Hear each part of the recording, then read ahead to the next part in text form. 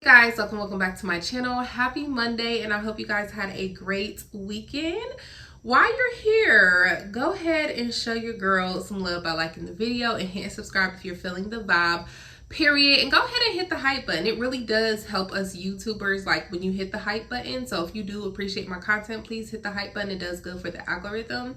But it's Monday, y'all. We back to the work week. I'm not gonna complain because we got a job, right? But oof, back to the work week, y'all. Okay, but I hope you guys had a good weekend. If you're interested in remote work, on my personal channel, I do post remote work weekly. I have vlogs on how to set up your equipment. If you have small kids, such as like toddlers or something, while you're working at home, you're like, oh my gosh, they be all up in my equipment. What do? I have 2 vlogs on that on my personal channel. I have one when my daughter was a lot smaller versus when she's a little older now, and what I do while she's at home, while the oldest 2 are at school and I have to work. That's my personal channel, story time, all that personal kind of stuff. So on my personal channel, plus remote work weekly, and on Fridays we do non-incoming calls / non-phone based Fridays. So that is on my personal channel. I will link that in the comments below. By the time this video is done, it should be uploaded. Okay, so I'll link that in the comments below. Okay, today's topic, baby, we on demon time. We on demon time.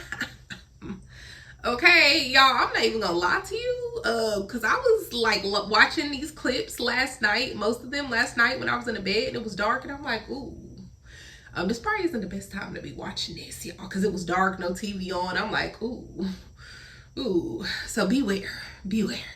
I'm just playing. But anyways, y'all, it was a little scary though, like, kid you not. But these are really good stories. So this topic is going to be, I was in a relationship with a shape-shifting demon. That is the topic because that is what they view as the video. And we're going to talk about it later because there are stories where like people are talking about, you know, like real deal shape-shifting into like other beings. And then there's people who talk about like shape-shifting into demons. So we're going to talk about that at the end, but this is specifically where they felt like their partner they were dating were shape-shifting into demons. Y'all, I'm not going to hold you. These are some crazy stories and they're really good. So go ahead and watch them, and then we're going to have our commentary at the end. So I have a story time on how my ex has shapeshifted or whatever. This is a true story. I'm not making nothing up. So men and women know, like when you're in a relationship and you just tell your partner no or whatever, you know, when you go to sleep or when you lay down, they kind of do what they do and get it anyway. You get what I'm saying? I'm not trying to go in too much in detail because my children do be on this page or whatever. So on this particular day, I'm kind of like, bro, move, get off me, fighting, rah-da-da, they doing whatever. So, hands to God truth, this man eyes turned completely black. You see where I have white at? All black. And then he started like, it turned completely black. He had like horns from his head. His face turned into a complete demon. And he had like a grin, like he was smirking and grinning the whole time. Man, I'm sitting there screaming and like, what? Like, because I never saw nothing like that before. Right here. This how that person ended up looking. Hands to God. This how that person was looking. So when they completed or whatever, they just laid on the side of the bed and just, they head still a demon head. They eyes still jet black. And you can see they teeth just smirking. And I'm looking at them like, what? Like, and they stayed like that for a minute, and then they turned back to normal. So when they came back to normal, I was like, you is demonic. I'm like, you turned into this? And they was like, girl, you tripping. You crazy. You losing your mind trying to make it look like I'm losing my mind or whatever. So, of course, I was too embarrassed to tell anybody this story because who gonna believe me? They're gonna think I'm crazy. Who gonna believe that? So after a few months, I was bold enough to call my mom, and I was telling my mom about it, whatever. I was like, look, boom, boom happened, this happened. His eyes turned jet black. He had horns from his head. He turned into a complete demon, right? So while I'm trying to explain to her how this person looked, she started explaining to me exactly how they look. And she said, Tutu, she said years ago, the same thing had happened to her with her husband. And she said, she was screaming like crazy, and she said he sat there right there in that bed and just was smirking and grinning like it wasn't nothing. And she was like, when he had came back to normal, whatever, his face came back to normal, she still was screaming, and he just sit there grinning like nothing happened, just staring at her on the bed. Like she was crazy, like she had lost her mind. Like, people do not realize, like, the spiritual world is real. That is not normal. That's some type of demonic, ancestral covenant, altar, spiritual warfare type stuff. Like, that's crazy. I don't want this video too long, so I might come with another part 2 or whatever. But if anybody experienced this, put it in the comments. When Tusu speak.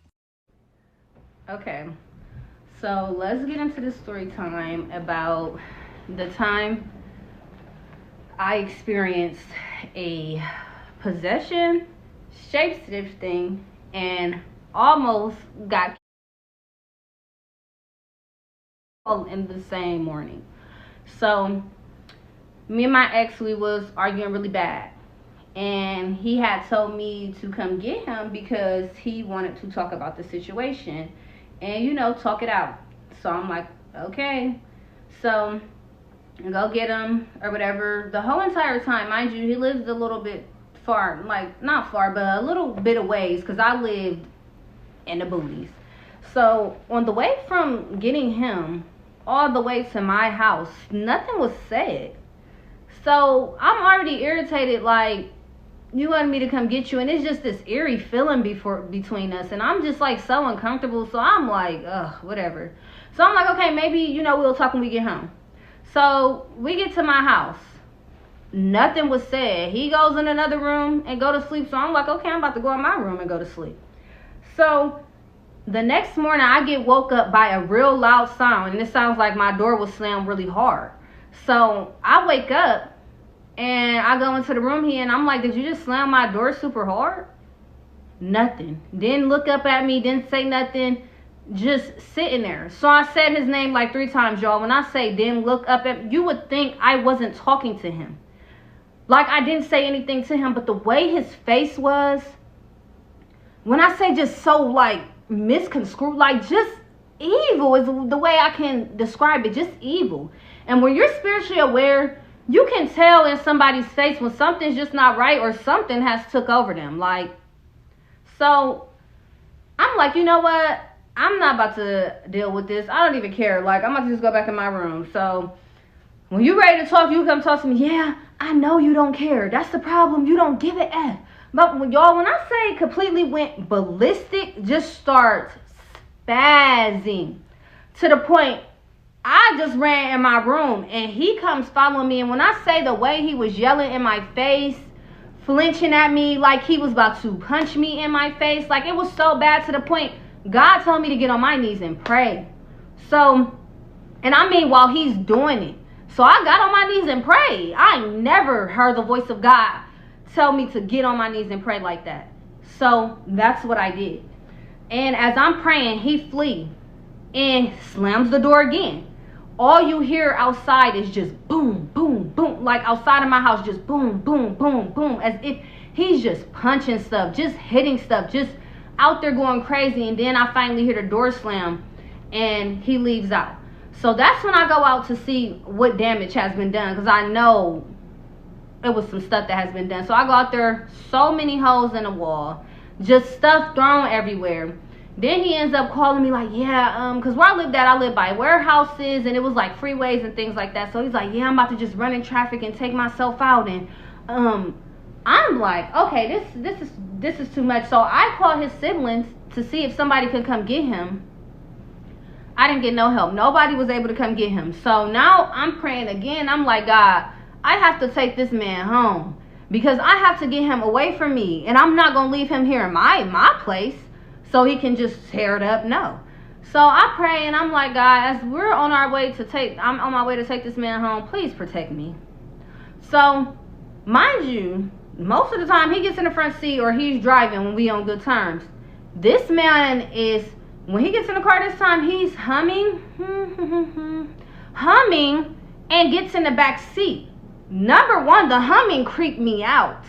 The humming already creeped me out because it was giving like, I done watched a lot of paranormal movies. It was just giving possession, like something sinister. The hum wasn't normal. Like it wasn't just no, and he ain't never, I've known him for dang near my whole life. He ain't never done that before. So he gets on the phone with his mom as we're driving to his house. His mom called him. Siblings probably told her what was going on. So he gets to talk to his mom. He's making up lies about why he's acting the way he acting, talking about some from what I said to him the night before. Mind y'all, what I just told y'all, we did not talk that night before we both went to sleep. So obviously some demons was whispering in his ear, and he woke up possessed thinking it was me. So he told his mom, I done said F his dead brother, and now that's when I start saying stuff. At first I was ignoring him, so then that's when I'm like, okay, now you're lying. It's too bad. It's getting ridiculous. I ain't never said that. You know, we just get to arguing real bad. And his mom is like, y'all need to stop arguing before y'all get in an accident. Y'all are arguing too bad, doing too much yelling. And it's like when she said that, it triggered whatever was in him, because it was like that. Next thing I know, this man is controlling the wheel. So, mind y'all, we're on a freeway. The opposite traffic is going this way. We're going this way. So he gets control of the wheel, and all I can remember is him just like, yeah, ma, we getting in a car accident right. When I say so calm, yeah, ma, we getting in a car accident right now. Yep. And his mom always says is that she'll never forget the way I was screaming in that car. So, from what I can remember, I'm trying to get back control of the wheel and stop us, because the car's starting to go into oncoming traffic on the opposite side. That's how crazy the wheel. First it hit the rail, and then it went this way and started to go to where the oncoming traffic was coming. So I'm trying to hurry up and get control of the wheel. All I remember is looking up, and this man, mind you, 6'2", maybe 6'3", very tall. When I say all I remember is like looking up, and it's like his whole entire body was in the middle, like the whole entire body was in the middle console, and he's like crouched down like this from the back, controlling, like crouched down like this in the middle, controlling the wheel. So I'm just thinking like I must be going crazy, because there's no way this man this tall can fit can't nobody but a kid fit in the middle console area. It's this small. So I'm like, this is insane. So I stopped panicking, and I finally hit the brake. Mind y'all, this story, it gets crazy. This video is getting a little long, so I'm going to make a part 2, because it's just so many details to this story, and I just want to make people aware about how spiritual the world is, that this physical stuff means nothing. It means nothing. We are all controlled by spirits. And if you don't know how spirits work, or know how to pick out and discern certain spirits that is on people, you'll find yourself in a very messed up situation, because you're too busy looking on the surface level. But I can get deeper into that in the part 2. But like I said, this story gets even crazier. So just like, comment, share, all of the above, because I come with stories for days. I done had a crazy life. Crazy life. Okay, so I really left on a cliffhanger, because honestly, when I started telling the story, I didn't realize how unhealed I was and how bad I need therapy, because I'm going back and telling these stories, but what I'm failing to realize, because I've tried to do this multiple times, is that I'm not healed. So when I'm telling the story, I'm lightweight putting myself back into the situation, because I'm an empath. I can feel things very, very strong, whether it's a situation from the past or somebody's going, I can feel it very strong. So, but I just feel like I need to finish this before I even think about getting into more story times, because like I said, I have stories for days. But after I hit the brake, we were going into oncoming traffic. I stopped panicking. I hit the brake, and when we were in the midst of the accident and the car was doing a 360, I didn't see nobody on that freeway. But as soon as the car stopped, people came out of nowhere, and I'm just wondering, where did these people come from? So car stop, we're in the middle, in the grass, and people come up to the car and oh my God, are y'all okay? So they're checking on us. I'm just in shock. I can barely move, I can barely speak. He just hopped straight out the car and was still going off, trying to go into traffic, and just completely outraged. And I still don't understand why, because I didn't do anything to the man. Completely outraged. So they're just like, y'all just need to get in the car and go before the police come. Like, y'all just need to hurry up and get in the car before the police come. So I'm trying to tell him, like, come on, like, let's hurry, because we was literally right by the exit where he stayed at. So I'm like, come on, man, because I really didn't have no time to be dealing with the police. I did not want him to go to jail. I just didn't want to deal with them. Like, I just didn't have time. I just wanted to get him to where he was going and get back somewhere safe. So I ended up dropping him off or whatever. Like I said, the man is still outraged. I ended up dropping him off, and I pulled up. As soon as I dropped him off, I pulled off quick. I didn't look back, nothing. I just wanted to be away from him because it was a true possession. I don't care. Like I just have never seen him that way. Like, it was just crazy. So I drop him off. I go back, I go to my mom's house, and I'm like, just telling them, like, man, this man just crashed my car. Like, my mom couldn't believe me. My siblings at first, they like, well, I'm like, bro, go look outside at my car, man. Like, when I say the whole passenger side was just dented in because how it had scraped against the rail on the freeway. So we gonna fast forward to the next day. So next day come around, he trying to call me, text me. I'm not answering. So he was like, what happened yesterday? He was like, why did I wake up so sore? Why you not talking to me? Like, what happened? Like, what is going on? So at first I'm like, okay, is he trying to be funny or something? Like, so then I end up finally answering the phone, and I'm like, why do you keep asking me what happened yesterday as if you weren't there, as if you didn't cause all of this? He was like, listen, I'm so serious. I really don't know what happened. I just woke up. My body was so sore, and I'm just trying to figure out what's going on. That's what I mean about a possession, and how spirits, if you're spiritually weak, how the devil can use you, and you can cause all type of chaos and ruckus that you have no knowledge of. You wake up with the spirit gone out of you, and now you're back to yourself, and you're like, what did I do? After that, I just told him what happened. I basically just told him the whole situation over again, and he just honestly could not believe it. Like he really couldn't believe it. And I ended up coming across a video on YouTube around the same time, and it was a man who was an ex-Satanist and said that what they do is they basically, like what the devil do is he will use a weak individual, use their body to create car accidents, to kill people, to rob, steal. It doesn't matter what it is, anything that is ill-willed. The devil will use those who are weak spiritually. That's why you have to keep your spiritual gear on and get close to God, because I'd rather be a vessel for God than be a vessel for the devil any day. Any day. Because I know if I'm a vessel for God, I'm out here doing good. I'm spreading love and light and positivity and doing what's going to get me to the kingdom of heaven. But when you're working with the devil, he used you till he can't use you no more. And now you are the one who has to deal with it, while he just leave you there. Hey, that's on you. I just use you, you feel me? So that's how that story went. I thank God that I am still here and that it didn't end up in death or anything for neither one of us. But that was my first car accident. And I had another car accident after that. That was also near fatal. But that's a story time for another day. Like, that story, when I tell y'all that story, now I got to go to therapy.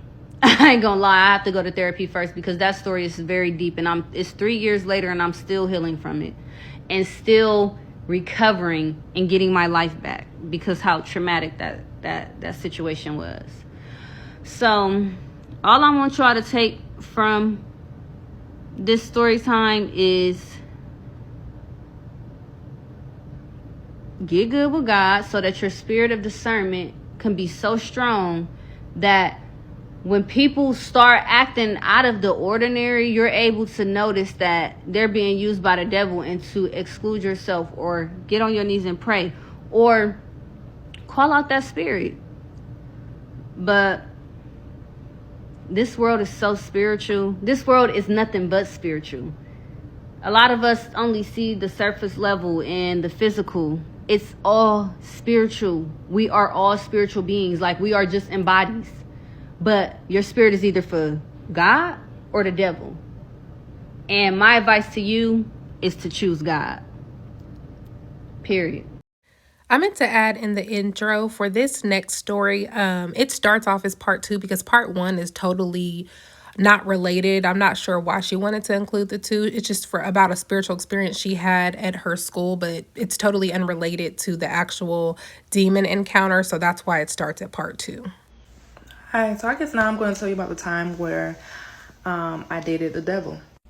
Well, I thought of him to be the devil. He could have been demon possessed, or what others will call a shapeshifter. I'll tell you how I met him. So I met him at South Beach. I was out with some friends, and actually I was out there spying on an ex. And he approached me, normal type of hitting on somebody, following them to their car, asking for their number. So I gave out my number. Didn't think much of it. And he hit me up a few days later, like, hey, you want to hang out, chill, smoke? If you guys see my previous video, my first spiritual encounter was after I got done smoking, and I basically didn't learn my lesson, and so I was still smoking. This was the same year. I was still smoking, so I was like, yeah, we can hang out and chill, but you got to come pick me up because I didn't have a car, and I was unable to use my parents' car at the time. So he picked me up, we got some food, and then we went back to his place, which he shared. He had like 2 roommates or whatever. And we went into the room, and everything was okay. I guess we were talking, he rolled up, and we were smoking. So I forgot to mention, while we were smoking, we were on the bed because there were no seats in the room. There was no couch, so we were on the bed smoking. I had made it up in my mind that I was not going to have intercourse with him. So I made it up in my mind we were just going to hang, chill. This was our first time chilling, so get to know each other, whatever. So after we got done chilling, we're talking, and I see that he's starting to make moves. I will pull his hand away and say no, and basically I kept turning him down. I just remember it becoming like very intense, like an intense feeling that I felt. So I was laying on the bed facing the wall, and he was laying on the bed but facing me. And I don't remember how we stopped talking or the last thing that was said, but I do remember something telling me to look over. And when I looked over, it wasn't the same person. Well, it was the same person, but his eyes were different. This is what I seen when I looked over. His eyes were like a glowing red with black slits. And simultaneously, as I'm looking at his eyes, I hear a voice from inside of my body saying, don't react. You don't have to be afraid. And I did just that. So I looked over, and I casually looked back to where I was looking prior. From the corner of my eye, I seen an object on the table, on the side table beside. Can you believe it was a knife? It was a large blade knife. And I'm sure I seen it, while we were smoking, but I didn't perceive him to be dangerous. So I didn't think much of it. I just thought that's his protection. So looking back on it, I kind of felt like that was some kind of test. He wanted to see if he shapeshifted in front of me, if I would be afraid, or if I would try and attack him. And only God knows what would have happened if I reacted or tried to run or even tried to stab him. Nonetheless, I didn't pick up the gun. I didn't react. I just kept looking forward. And I guess eventually he stopped shape-shifting or whatever that was. And I don't remember the specific words that were said, but basically, I basically asked if he could take me home. I kind of had a little fear, like, what if he says no? But I did ask eventually. And he said, yeah, and took me home. Now, as you can perceive, the whole car ride was silent because I didn't know exactly what I experienced. But, I was high. So he took me home, silent car ride. We didn't talk at all the rest of the ride. He dropped me home, and that was that. Now, I know you probably would think like, oh, well, good, he dropped you home. You don't have to deal with that person no more. No. There was something in me. I didn't tell anybody. first of all, but there was something in me that wanted to know more. I wanted to know more. It was either that I wanted to know more, or that I was so addicted to smoking weed that he was my only, I would say, plug at the moment. So we ended up hanging out again and again and again and again, and we were basically not officially dating, but we were messing around. So as you know, in this relationship, God was not in. I was basically dating a shapeshifter, demon, whatever. But our relationship consisted mostly of smoking weed and having intercourse. He seemed, when I hung with him after that incident, I'm telling you, everything about him seemed to be just a normal person. He had aspirations of being a rapper, as a lot of African men do. He ate food like a regular person. I mean, I didn't really see him eat much, but he did eat food. And he was a Haitian. One thing that he did tell me when we were further along in our relationship was that his grandfather was a high-degree Freemason. So I'm thinking in my head, does that have something to do with you being what you are? And I never forgot the experience that I had with him, but it was always like I wanted more, I wanted more, I wanted more. Maybe he had a hold on me, I don't know. I remember I slept over his place a few times. And it was like throughout the night, I felt like he used to leave his body. The first night that I slept over there, I needed to use the bathroom so bad, but the bathroom was out in the main area. I know he had a roommate, so I wanted to wake him up so he could walk me. It was like a rock. I shook him. I called his name over and over. I didn't even see his eye blink. Like, his eyes were closed, and he had like a little smirk, like a like a person, how a person will look when they're in the coffin. That's how he would look. And so to the point where, but he was still warm, so I know he wasn't dead, but I could not wake him up no matter what. I don't feel like he was in his body. Okay, so that was every time I slept over. Now, I invited him to church one time. Well, twice, actually. Once for my cousin's wedding and once for him to meet my parents. Yes, my parents. And those 2 times that I invited him to a church, he could not stay still. He could not keep quiet. During church, he felt he was so uneasy, and you can tell. He was shifting in his seat, and he was mumbling the whole time. He was saying nonsense under his breath, really shifty. And the whole time I'm like, And again, these or the order of these things are like not, I'm trying to do it the best of my ability to tell you everything that happened within like a year relationship in a 10-minute video. So bear with me.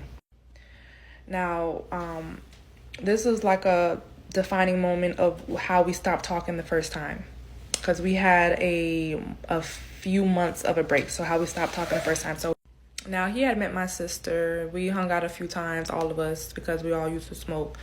But it was something, my sister did not like him for anything. When he used to come around, like after a while, like she used to catch attitudes with him because she said it was something about him that she didn't like.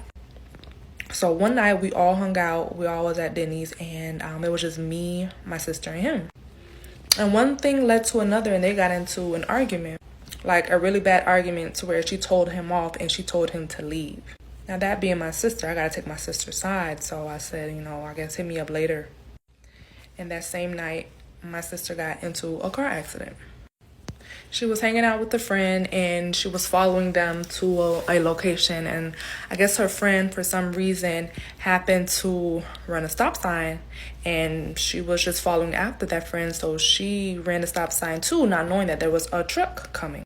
The truck hit her from the passenger side. She spun out, and she landed an inch away from a telephone pole. This is the only picture that I have of the car. But as you can tell, the driver's side door was untouched. Every other part of that car was smashed in.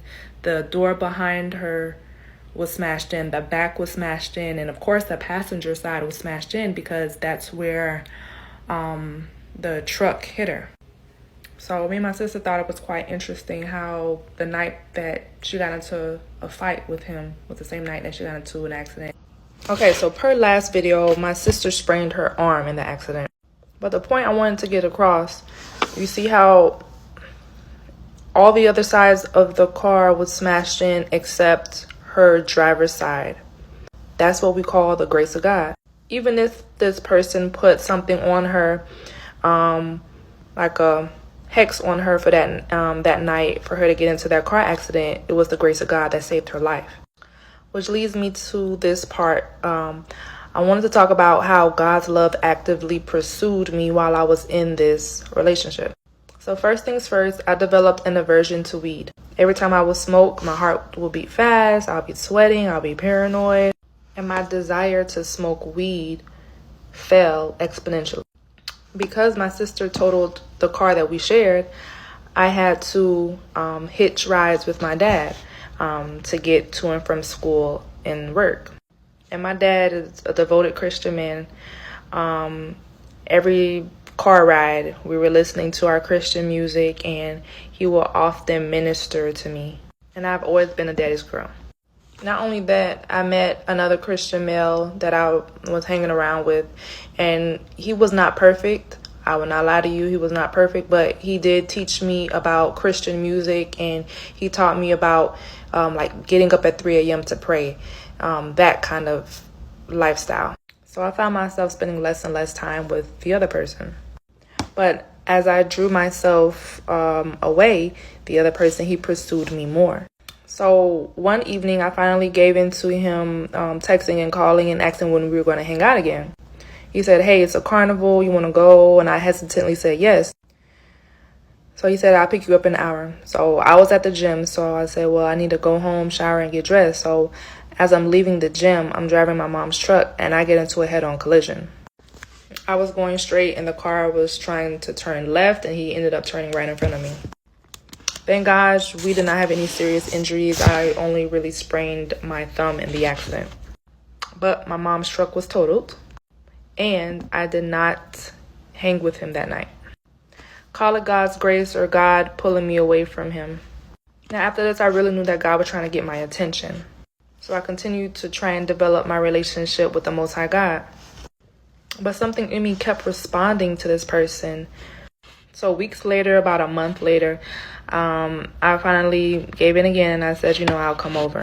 But this time I wasn't even smoking. I hadn't smoked in about a month. And I didn't really understand why I was going there. It was almost like a pull. And I remember on my way there, I was listening to a preacher.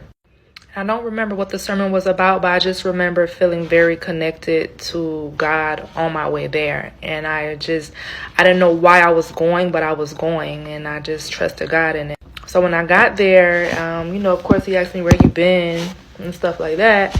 And he tried to roll up, and I said, I'm not smoking right now. And he said, why? And I told him how I'm getting close to God and I stopped smoking, etc. And he just looked at me. And I think he smoked for a little bit, and then he ended up going to the back where his roommates were. And I heard talking and laughing. And then within the midst of the laughing, I heard Jesus girl. I heard Jesus girl followed by more laughing. And that same voice inside of me said, leave. When I say I got off that couch so fast and I almost sprinted out that door. The voice was calm yet stern. It told me to leave. I left fast. By the time I got outside to my dad's car, I'm shaking, trying to open up the door, and I see him pop his head out the door. And I told him, I'll be back. And I left. Now, let this be a lesson on how powerful the tongue is. I told him I'll be back. Mind you, after the Jesus girl thing, I put him on the block list, and I blocked him for a good 5 to 6 months. But I believe because I uttered the words, I'll be back, I think I had to go back. So all those months later, something out of nowhere, something told me to take him off the block list. And I didn't even contact him. I took him off the block list, and I would say maybe within a few days, he either called me or texted me, and I agreed to meet with him. Now, this rendezvous didn't last long. I would say we talked casually for about 3 months this time, but I would say he got me back into smoking, and he got me back into that kind of night life.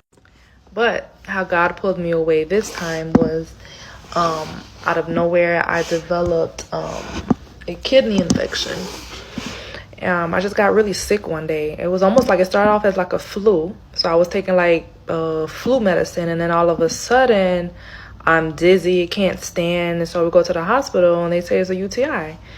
And they gave me medicine for it. I went home throwing up everywhere. Went back to the hospital. It was a kidney infection. And I was hospitalized for 3 days. I called him, said, "You gonna come see me?" And he brushed me off. And that was the last time that we spoke before my daughter was born. Okay, so this is the last part that I'm going to do about this particular person. If you don't listen to any other part, listen to this part, please. So after my kidney infection, I'm not going to lie, I was still halfway in the world. That's where I met my daughter's dad and I conceived. Now, her dad got locked up while I was still pregnant, so I was basically a single mom. After my daughter was born, I was blessed to be a stay-at-home mom. Now, from the time that I started having spiritual encounters, I did heavy research. There wasn't much out there, but what I did find, I used. So this final time that we got in contact with each other, it was out of boredom. Now, my daughter was born, so it's a different ballgame. Now, I came in with a lot more knowledge on the spiritual world. So he came to my house one time. It was me, him, and my daughter. We smoked outside. After that, my daughter fell asleep. We had intercourse. After intercourse, he murmured something that made me upset. It was basically along the lines of like, it wasn't even good. I just remember getting very upset because not only was I going through postpartum, but this man had pulled me away from faith, got me back into smoking, got me back into fornicating, disrespected my home, disrespected me as a woman. So I looked at him for the first time ever and I was stern with him and I said, "You need to leave." And he looked at me and kind of like, whatever. And I said, "No, you need to leave now." And I ushered him to the door. On his way out, we had a standoff. And I remember some research that I did prior. And the research said, whenever you're face to face with one of these evil beings in your head, say Yeshua 3 times. But I said it in my head 3 times. And no lie, he looked at me and said, "Stop that." And that was just confirmation for me 100%ly of what he was. Like, he was not of God, number one, but he was evil. When we got to the doorway, I'm closing the door and he tried to hand me money. So after that, I said, "Yeah, it's time to go. It's time to go." So when we got to the door, he stepped outside and I was in the doorway. We were arguing, and he was just talking. And all of a sudden, it was like I grew to the size of a giant and he grew to the size of like a mouse, and his voice became like a squeaky, mousy sounding voice. And this happened in a split second and lasted for a few seconds. And so I'm looking down at him with so much power, and he was a little person with a squeaky voice. And then in a few seconds, it snapped back to reality. Now, something in him knew what had happened. We both knew what had happened because he was upset. He was mad. It was almost like he was embarrassed at what just happened. So he brushed past me and went back into my house forcefully. And he walked over to my daughter who was sleeping in the stroller and he touched her arm like this. It was a very soft touch, but I remember my daughter waking up and it was like she seen a monster. Like she was like, and she just started screaming and crying. And I ran over and said, "Don't you touch her." And we almost got into a physical altercation. I told him, "You need to leave now." To this day, I don't know what that was, but when I finally got him out of this time I had my hands on him, moving him outside of my house. And he tried to hand me $100 bill like I was a prostitute. And I said, "No, I don't want your money." And then he insisted that I take it. I said, "No, I do not want your money." He said, "I don't care. I'll drop it right here and burn it on the ground." Now, I didn't really know what he meant by "I'll burn it right here on the ground," but I said, "Okay, do it." At this time, I had to forcefully with my hands get him out. I don't remember what else was said, but after a few words, it was over with. He left. And I just remember having to calm down my daughter because she was very hysterical and I didn't really know or understand what happened, but I knew it was something spiritual. It was like 8 years ago, and I'm still open to any insights that anybody may have about what I experienced. I'll be grateful. Okay, so now that y'all watched that, let's get into it. Now, before we get started, as always, don't play. Do not play. Before we get started, there will be no type of spiritual or / religious condemning on this video or any videos on my channel, period. I did have a girl comment and tell me how she loves that policy on my channel because certain other spiritual content creators don't, you know, do the same. Like, they are judgmental and they allow people to be judgmental. I don't do that on my channel because I don't like it neither. There are certain content creators that I used to watch, and then when I comment in their comment section, it's like people will attack you if you have a different opinion, and I don't like that here, nor do I tolerate it, nor do I think content creators should allow that to happen in their space. People want to come here to be entertained, watched, you know, watch the content, be entertained, and a lot of people learn and grow from it. And I don't want my community to be like a toxic community where you don't even want to comment and then some people stop watching. Like, I don't want that here. So some people in the past have got offended that I said, like, hey, please do not spiritually / religiously condemn. And I'm like, I don't know how you can get mad at that when that rule is the same for every spiritual belief / religious belief. Like, I just don't think it's cool to bully somebody, like, just based off of what they believe in. It doesn't matter if you think it's demonic or if you think it's evil, if it's thinking. Now, it's one thing if we have people in the comments talking about, hey, I'm unaliving people every week. Like, no. But I'm talking about people who just have different religious / spiritual beliefs. We should not be religiously / spiritually condemning them because they just might not have the same belief system as you. Like, I don't understand why it bothers people so much. Y'all don't understand how much I see on social media. People will make statuses throwing shade at certain people. You know, and I'm just like, why does it bother you so bad that people have different beliefs than you? We are never going to live in a black and white world. It's always going to be people think what they want to think and they have the right to think it. So why does it bother you so much? If you're confident in what you believe in, what other people believe in should not bother you. Okay? So I'm just going to say that for the last time. So there will be no spiritual / religiously condemning other people. Comment what you feel based off of your own spiritual beliefs, but do not comment under other people's comments, bullying them or the content creators. Okay? Point blank, period. All right. So let's get started. We on demon time. Like I said, we is on demon time. Baby, you got to be careful. Now, I encourage everybody to tap into their spiritual journey because I feel like me tapping into my spiritual journey has opened up so many doors to me. Y'all, when I tell y'all, woo, the testimony, baby. The testimony, like, ugh. I don't want to even get emotional because when I tell y'all, my life has changed so much. Like, so much. And I did not used to understand why I used to go through what I went through. So if you're a person who's going through so much stuff right now, you're like, why do I keep having stuff happening to me left and right? 9 times out of 10 is because you're chosen. You're the black sheep and you are chosen. And when you are chosen, you have to go through certain things in life. You might not understand them, but it's like you have to go through these things because God has to prepare you for your journey. Like me, I had no idea that I was going to be doing what I be doing. You know what I mean? As far as like my spiritual journey, because so much has transpired in my life. Like I said, I have a really big testimony. A big part of that testimony in current life is my divorce story. It is on this channel. All you got to do is scroll because it's kind of old, or you can type in Zena Sessions divorce. And then I have life after divorce on my personal channel. So like I came a long way, y'all, a long way. I was very like low vibrational, in a low vibrational state. I've always been spiritual, but I made bad decisions. I was heavily influenced, and I do feel like, shoot, the devil, low vibrational entities, whatever, tried to take me out a long time ago, y'all. I dealt with a battle of mental health. So it's like, I could have been going a long time ago if I wouldn't have fought. And I remember even at a point in time, my mom was like, you know, you got to fight this, you got to fight this. So shout out to all the good moms and supporters and all of that out there. But you know, it's something real. Like it's something that it's a battle every day, mentally, emotionally, spiritually, for people every day.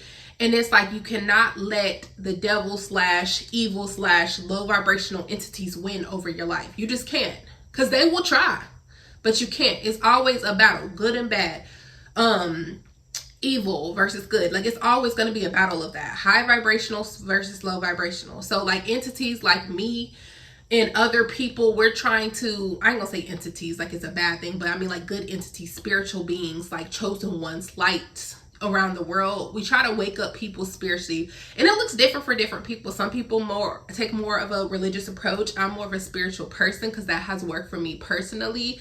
I did used to be heavy into religion when I was younger, but what worked for me was spirituality. So it just depends on what works for you, but it's a battle.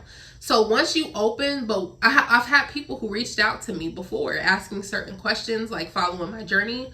And I'll tell them, like, if you want to start your spiritual journey, you just have to be ready. Because what happens is a lot of people, they start their spiritual journey and then they get spooked out and they go back to their low vibrational ways, right? You can't do that when you start your spiritual journey, because when you start your spiritual journey, it's not like how you see on movies and on TV shows where it's like, oh my gosh, and beautiful. Even people see my story and be like, who know me personally, who see my story and be like, oh my gosh, I'm so happy for you and I want to do a spiritual journey. Baby, you didn't see the dark part. I wish I would have recorded all of that, because you didn't see the dark part of that spiritual journey. You didn't see me at nighttime crying almost every night in my pillow, dealing with demons, dealing with my lower self that I had to face and attack. Like, you are good enough. You are beautiful enough.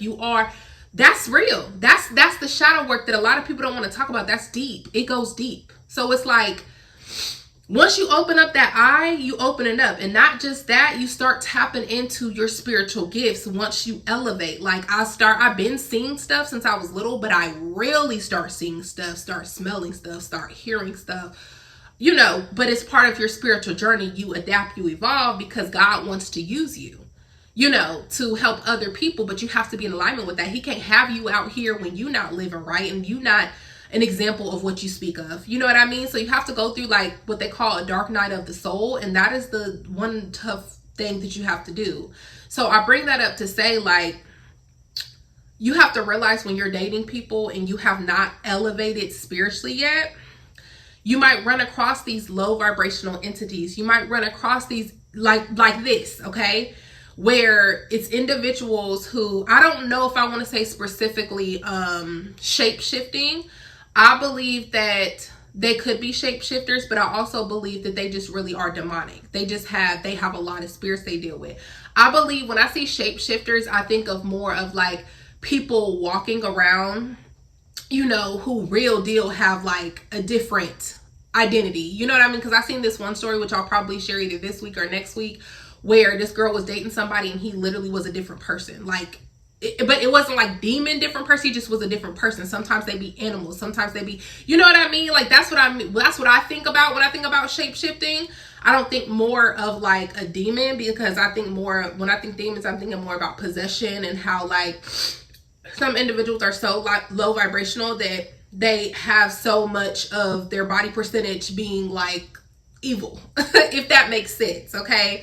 But I get why they say shape shifting into a demon on their perspective. It's just my perspective, how I see it is a little differently, but it still is the same thing almost in a way, because it's like, regardless, you still ain't who you need to be at the end of the day, okay? And you still ain't who you presented yourself to be, okay?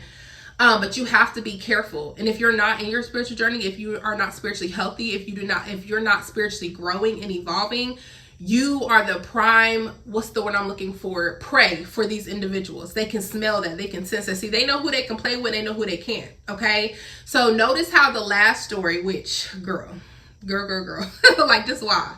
Because it's like, once you see, like, I don't know what it is about some of us females when we're low vibrational, why we are attracted to the danger. Like, first of all, he showed you on day one what he was. That's why he wasn't so pressed when she wanted to go home, because he knew she was coming back. He sensed that, okay? And here she go, to seen his real face, this real demonic being, and then she like, oh, I don't know what it was. I was interested. I just wanted to go back. What is wrong with us? Like, why? Like, no judgment to her, because like I said, I've been the dummy so many times, but I'm just like, girl, why? Just like, you seen him in that state on the first day and you're like, oh, I don't know what it was. I just wanted to go back for some more. Like, oh, girl. But anyways, y'all, don't do that. Please don't do that. Please don't make mistakes like that. Like, if they show you that, that's what they are. And unfortunately, a lot of men don't, I ain't gonna say just men, because women too, who are like this, when you see that state of mind that they're in, they don't want to grow. You just have to, I'm going to say, like I said, you just have to be ready spiritually, okay? When you run across individuals, if you're not ready spiritually, you definitely can attract yourself to low vibrational entities like this. So as always, y'all, just be careful, be spiritually mindful, be spiritually healthy. Just be careful, okay? Let me know what y'all think about this video. Make sure you like, comment, subscribe. I will see you guys on the next one.